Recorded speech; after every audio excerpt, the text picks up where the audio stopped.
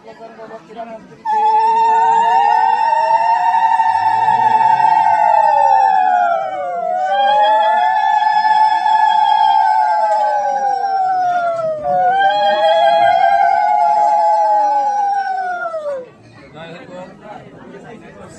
গুরু পিতা মাতা শ্রীচরণে নয় মাথা প্রণাম আমি সমগ্র অন্তরে।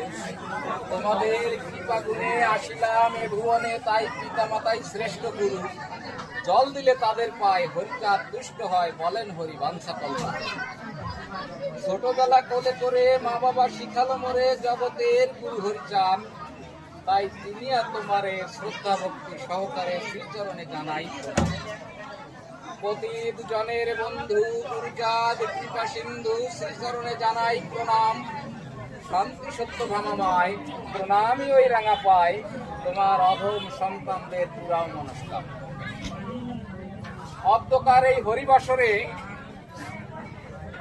আজ প্রয়াত যে ব্যক্তির জন্য এই হরিবাসরের আয়োজন করা হয়েছে, তিনি আমাদের সকলের শ্রদ্ধাভাজন কাননবালা মণ্ডল। এই গৃহেই যিনি তার জীবনটা কাটিয়েছেন। এখানে তার অনেক স্মৃতি জড়িত রয়েছে। তিনি আমাদের মাঝে নেই, কিন্তু তার স্মৃতি এখনো আমাদের বেদনা দেয়।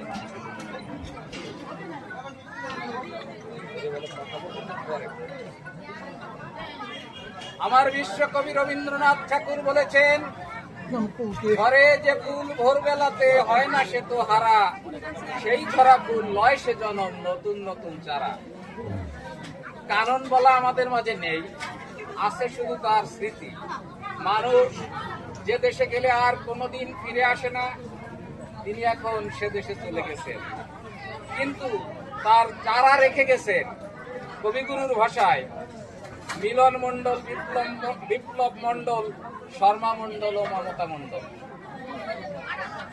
আমরা শ্রীহরির কাছে প্রার্থনা করি, হে দয়াল দীনবন্ধু হরিচাঁদ, পতিত পাবন গুরুচাঁদ, আমাদের মাঝে যে মানুষটি ছিল, যার স্মৃতি আজও আমাদের মনকে আন্দোলিত করে, যার স্নেহ মাখা মুখটা আজও আমাদের মনে পড়ে, যার অনেক অক্লান্ত পরিশ্রমের ফলে একটা সংসার সুখের সংসার হয়ে গড়ে উঠেছিল। নিয়তির নিয়মে তিনি আর আমাদের মাঝে থাকতে পারেননি। তিনি যেখানে যে অবস্থায় থাক, হে দয়াল হরিচাঁদ, তুমি তোমার পদযুগলে তাকে আশ্রয় দিও। আর সে তার যে পরবর্তী প্রজন্ম রেখে গেছে,